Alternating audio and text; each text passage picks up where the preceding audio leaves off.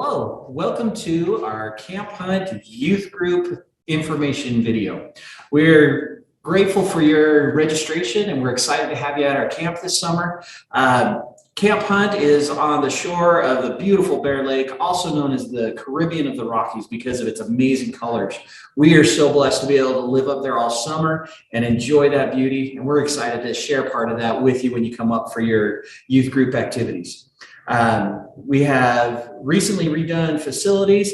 One of the best parts of that redo is we have all flushing toilets. We have no pit toilets. It's great. We have hot water in the showers, and a lot of people refer to our camp lovingly as Club Hunt because we have so many beautiful amenities like that. The views for the sunrise and the sunset, you just can't beat. We have a great staff. We're excited for the staff that's coming in to work with us, many returning staff.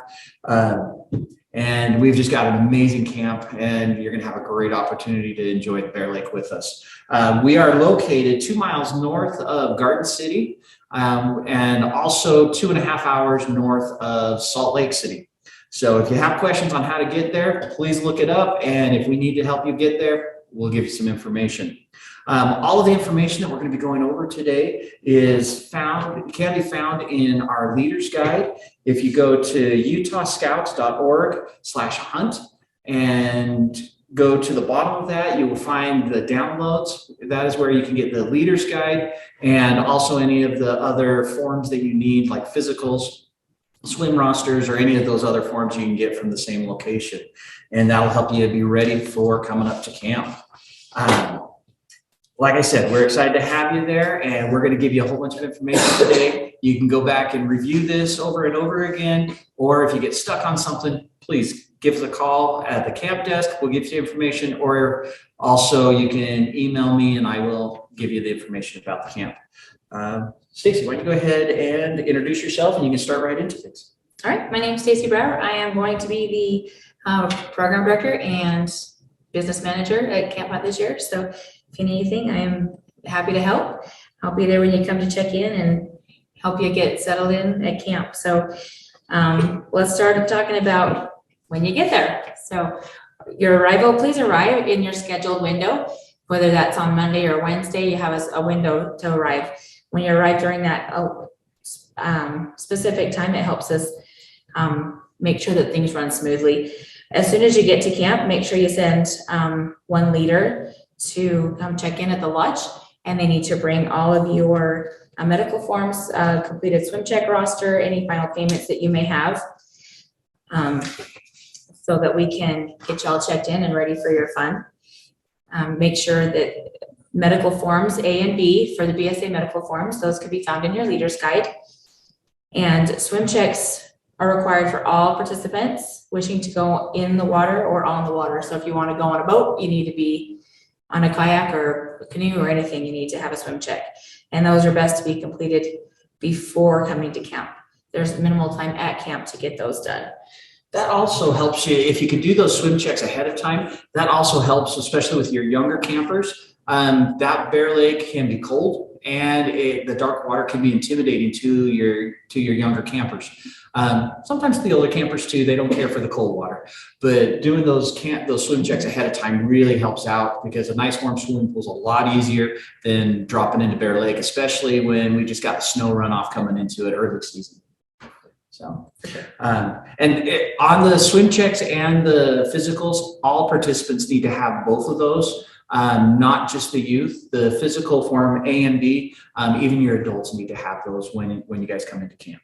So some of the campsite amenities that we have, every campsite has 2 picnic tables or one really big one in one of the campsites, but it matches for 2, it works for 2 tables. But we have new fire pits. Our Order of the Arrow chapter had an activity in the fall, and one of their big service projects at Camp Hunt was that they put in really nice metal fire ring pits with cinder blocks in the bottom of them. We're excited to have those. We're very grateful for the Order of the Arrow for putting that in for us at camp. Each campsite will also have a trash can. We ask that you bring trash liners for the trash can. That makes it easier. Instead of carrying the can up to the dumpster each night, you can just have somebody And have buddies, 2 people, please, walking the trash bag up to the dumpster each night so you don't get critters in your campsite. Restrooms will be close by your campsite. One of the challenges we have at Camp Hunt is our restrooms are single gender. And so we have to designate certain certain restrooms and showers as male or female. And so it might be a little bit further, but the whole camp's on 13 acres. I can get from one end to the other in less than 5 minutes. So everything's going to be pretty close for you.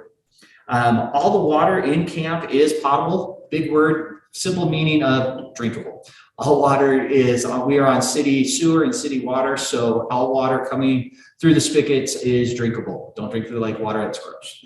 All right, go ahead. Yeah, we don't want to go with that. All right, but one of the most important things about Camp Hunt is all our toilets are flushing. We don't have any holes in the ground, like you said.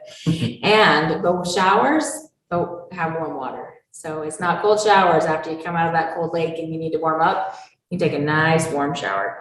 So like you said, the male and female restrooms locations will be determined each week depending on the participants. So we'll figure that out each week. We try to schedule those and we switch the signs on them just to keep you confused. No, not really. We try to figure out where are our young men going to be located, where are the young women going to be located, and we try to organize our restrooms according to that. It's not a perfect science, but it gets the job done. Some of the things that we ask you to do when you're up with us at camp are safety issues.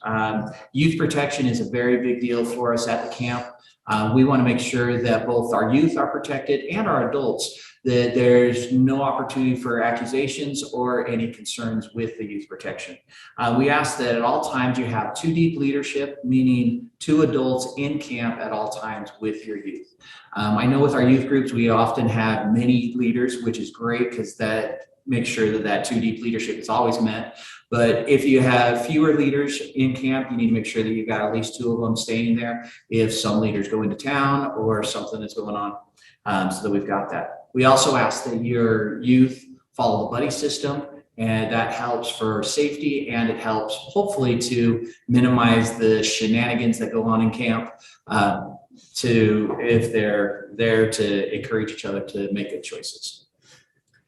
All right, yes, and let's talk about our camp ecology a little bit. So we want to keep all food and trash cleaned up. We have, Brian likes to call them mini bears, but we have lots of little critters around camp and they can get into all your food and snacks and enjoy them while you're out on the lake or sleeping at night. So make sure that it's all cleaned up. Those raccoons are brilliant and they're fat. They've been known to fully unscrew the lids on the cheese puffs or be able to open up the red vine lids. They know what they're doing to get the food. So we need to make sure that we take care of that so that we don't add to their fatness because they waddle when they walk around. It's pretty funny to watch. Yes. So we don't want to feed the mini bears. And so keep that cleaned up and make sure your trash is cleaned up as well. Keep it covered and take it to the dumpster when you're done. And all of our trees in camp, they're beautiful, but let's not climb on them. There's no climbing on trees, and the same goes for hammocks. We have no hammocks in camp at all.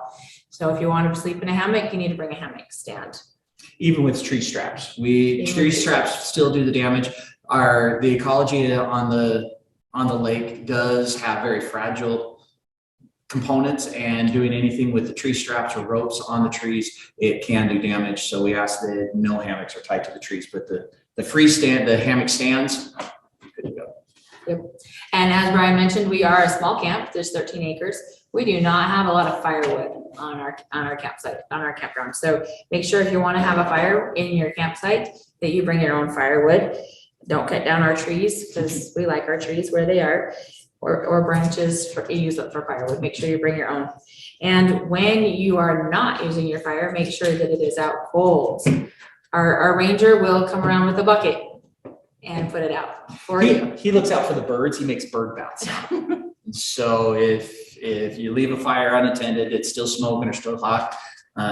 Bill does like making bird baths. So yeah. Just a heads up. And with our new nice big rings, you're not going to have a fire in there for a while after he does that. So, All right, and then we do have dumpsters, like I mentioned, so you need to take your trash, but there's one at the north end and one at the south end of camp. So it's easy access for either, wherever you're camping, to get your garbage to the dumpster quickly. All right, and speaking of where the dumpsters are at, those are right in our parking lots. So talking about the parking lots, they are small. So we ask that you please try to conserve how many vehicles you're bringing to camp. We know that a lot of stuff comes up to camp. Try to keep that as minimal as you can to help us be able to fit everybody into our parking lots. All vehicles will be parked at the north parking lot. We will have the campers that are on the south end of camp will have the opportunity to unload their gear down in the parking lot by the lodge, but then we have everybody take their cars and park them down in the main lot down at the north end of camp. All trails in camp are foot trail only, so we don't drive any of the vehicles on the trails. It tears them up, and they're only 6 feet wide, so most vehicles won't fit.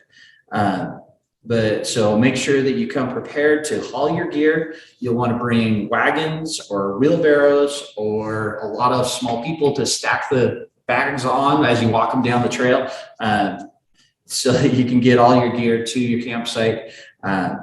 But most campsites from the parking lots that we unload you are only a couple hundred yards at the most.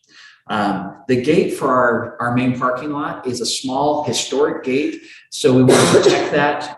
It is only 11 feet wide by 13 feet high, so most RVs or large campers will not fit through that gate. And we ask that you please don't bring them. If there is a medical need, or if there are medical needs within your organization that you need to have a camper at camp, please contact me and talk with me so that we know what your needs are and see what we can work out. There are some different options that we've got, but we are limited by the size of that entry gate for what size vehicles can come through. Also, due to that limited size in our parking lots, we don't park boats at the camp. If your group is bringing up a boat to do an individual activity out on the lake, great opportunity, great lake to be able to cruise around on the boats. But you will need to park the boat. If you're leaving it there overnight, it will need to be parked at the State Marina Dry Dock. I don't know the fees for that. You would have to contact Bear Lake State Park and ask them what the fees are for the dry dock, and they will be able to get you taken care of. But I think it's pretty minimal for those parking fees. All right, and at the end of your stay with us, we have cleanup chores. So each group has some assigned chores to help clean up, whether it's in cleaning up bathrooms in the lodge or just cleaning up around camp, just doing trash sweep, doing different things. The different different chores only take 15 to 20 minutes. We just ask everybody to help us keep our camp clean and leave it a little bit better than we found it, so that it's good for the next group that comes in. Chores sounds like such a big job, but it's a pretty easy task. But it helps us keep the camp clean. It also helps our campers take responsibility and respect the camp, because they know they're going to have to help us clean it up. So one of the things that we ask is be a good neighbor. In those campsites, we have 26 campsites and 13 acres. That's a lot of campers in a small area. So you're really close to the campsite next to you. Some of our campsites are divided by a log dividing the big space. That doesn't do a whole lot of sound protection. So we ask that quiet hours are from 10 p.m. to 7 a.m. with lights out at 10:30. Leaders, we need your help with this. This is one of our big challenges at camp, is quieting the people down. And I say people because a lot of times it's our leaders that are the biggest noise makers. So please help us keep it respectful of your neighbors in your campsite when they're trying to sleep. Also, we will be doing an open house on May 13th up at the camp. Hopefully the snow is melted off and you'll be able to do it without snowshoes. But you're welcome to come up from 11 in the morning till 1 in the afternoon to wander the camp and see what things look like. At that point, we will not have done our cleanup in camp, so it's going to be pretty much what it looks like after the winter. Don't judge us on that, because you'll see how amazing the change is once we have staff come in and get things ready for you at the 1st of June.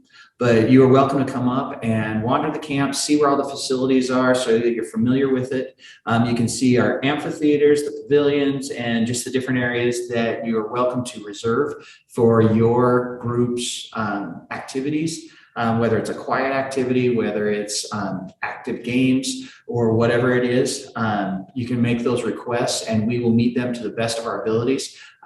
We've gotten pretty good at making things work for those reservations and those requests, but it is not a solid, this is what I need every single night. We can't meet everybody's needs all at the same time. If 5 groups want the old chapel on the same night, we will do our best to figure out places that we can make things work and help you out with those options. All right, so let's talk about food at camp.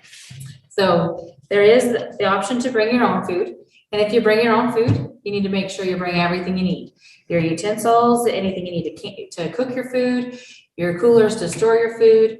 We do have ice that you can buy in the trade post, but you need to bring everything that you need to do your food in your campsite. Our ice is about half the cost of what you get paid in town, so keep it at the camp. Yeah. And if you want to do the dining hall option, we need to know at least 2 weeks before you come to camp that that's your choice. So we can buy the food that's needed for those weeks. If you're eating in the dining hall and somebody in your group has any allergies to food, that means gluten-free, celiac, nuts, chicken, dairy, rice, crazy little allergies, you know, anything like that we need to know about before camp. So your parents need to go to utahscouts.org/allergy and fill out a form 2 weeks before, and our cook will call your parents and make sure that we have the food that we can feed them to accommodate them. It's best to give us that advance notice so we can make sure we have what we need so that they can eat safely and have a good time at camp as well. If by chance they have something specific that we just can't accommodate, then we may ask them to bring their own food, and we would help them store it and provide a microwave or a way for them to heat it as well. All right, so check-in. You have assigned time slots that you need to be coming in. Remember that our Wednesday check-in groups, that you will need to bring your own sack lunch, because the first meal that we serve is served in the dining hall will be dinner. And you know how grumpy kids get when they're hungry. So we want to make sure that they've got the food that they need. Our rotations, the way that we work our rotations at camp is we will have 5 main rotations. One is Riley Field, and that's lawn games like bocce and croquet and volleyball and just the interaction games that you would play in a backyard. A second rotation would be archery, and that's combined with our 9 square in the air. And so we rotate the groups. The group that's on rotations at archery, we will take half of them on the archery range with half of them playing 9 square, and then we flip them halfway through the time slot. Another one that we have that's pretty unique to our camp is the Warrior Canoes. Warrior Canoes, they get to do a waterfront tour of camp, so they'll be able to do that. They can do some races. We have 2 large 18-person canoes, and these canoes are historic. They actually have been they were first made for Disneyland, where you can paddle out from shore out to Tom Sawyer Island. We have tracked this and we found photo evidence that these canoes were from Disneyland, so it's kind of fun to see them. But we love our Warrior Canoes. And so that's one of the rotations. And then if that doesn't go the whole time, there will be beach activities like volleyball out of the water, but down at water's edge. The 2 waterfront rotations are paddles, and paddles means anything that you're in the boats. Canoes, paddle boards, kayaks, you need to meet the swim check requirements to be able to do the kayaks and paddleboards. Your campers must be swimmers at the swimmer level to be able to use the paddleboards and kayaks because they are by themselves in those. They will need to stay doing the paddling for that rotation because our final rotation, or our other rotation, is the swimming and beach only. The reason that we have to split these groups up is we have a ratio of lifeguards to people in the water that we have to meet for BSA requirements and for safety of our participants. And by splitting those, we meet the ratio to make sure that our lifeguards are able to monitor the water and take care of all of our campers. There again, sometimes leaders are our most challenging at the waterfront because they want to flip the boats and sink the kids and do all that fun stuff, but we need to be able to maintain safety on our waterfront. So we ask for your help with that we can keep things going with our campers. If you are on a 4-day program with us, you will actually have 7 rotations, and 2 of those rotations will be your creation. We need you to come up with activities that you can do with your campers, either in your campsite or on the lawn by the lodge. That we can do activities there, that you can do activities there that you organize, you monitor. And that will be 2 of your 7 rotations. The other 5 are the ones that I just described. So you need to have an activity, bring the supplies for it. We can help you find locations with that, but we ask that you talk to us ahead of time. And it's not that it won't interfere with the other rotations. The youth will not be able to jump into groups for the other activities or the other rotations because that throws off our numbers and with our safety issues down on the water's edge. All right, we want adults to participate in the activities and to be right there in the mix with the kids. That helps supervision while you're having fun and enjoying that time, because that's where the memories are made. If your group wants more water time than what the rotations offer, there are local public beaches near the camp that you can go to. Off camp, you would be responsible for the supervision of your youth and making sure that you've got people that are keeping an eye on things, but we'll be more than happy to share some of those locations with you. There's a couple beaches that when we want to get out of camp, we go to. They're just beautiful beaches, and we'll let you know where those are at.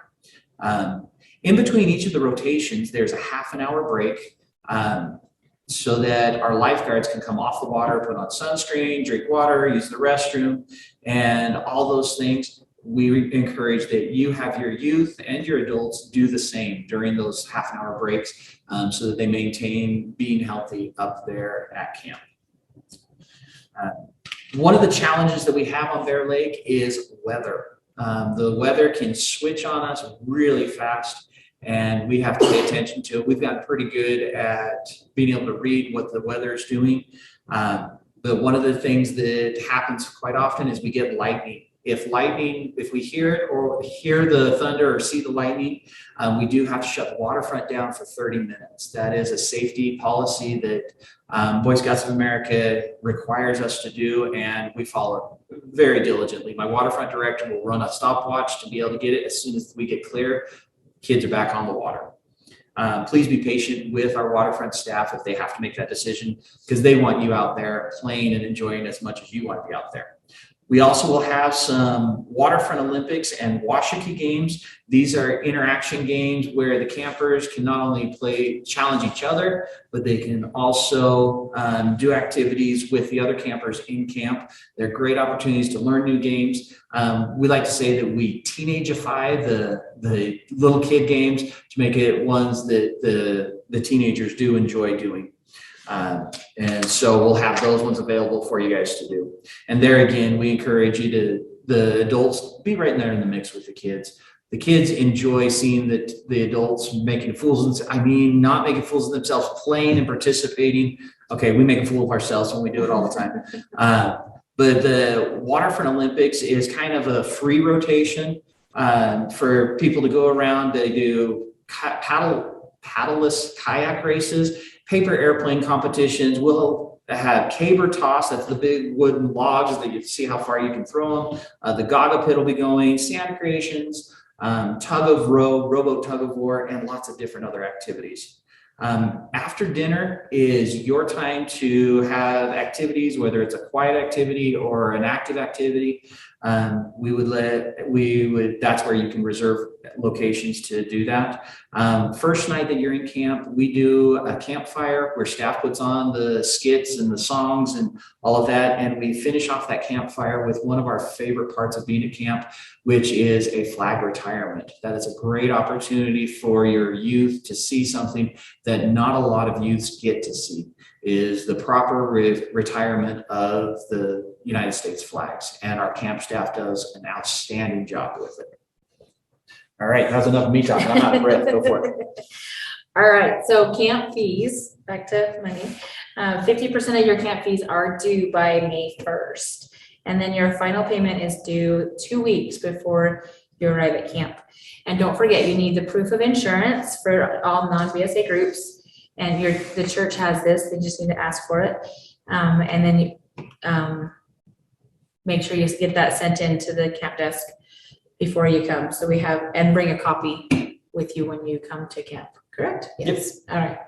And then there's instructions at utahscouts.org as to how to get that insurance. And then we have a trading post at camp. That's always a fun thing. And this year, something we're super excited about is we have some camp specific hats and t-shirts that you'll be wanting to go home with. We also have snacks and sodas. Oh, and there might be some beanies. You know, Yes. Hopefully the snow will be gone, but we're looking at getting some camp hunt beanies. So we'll make sure you have plenty of money for that. So we'll have the snacks, sodas, souvenirs. Lots of soda. Lots of soda. And Treats. don't forget there's ice cream on those hot summer days. You want some ice cream in the afternoon. So we're super excited to have you come join us at camp. We cannot wait to get up to camp. Camp is one of my happy places. I teach school during the non-summertime, and I am already counting it down till school's out and I can move up to the camp. We're excited to have you come and be part of our camp with us.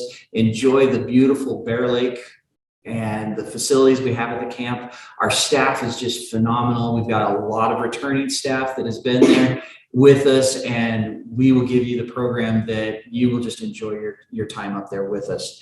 If you have any questions, don't hesitate to ask.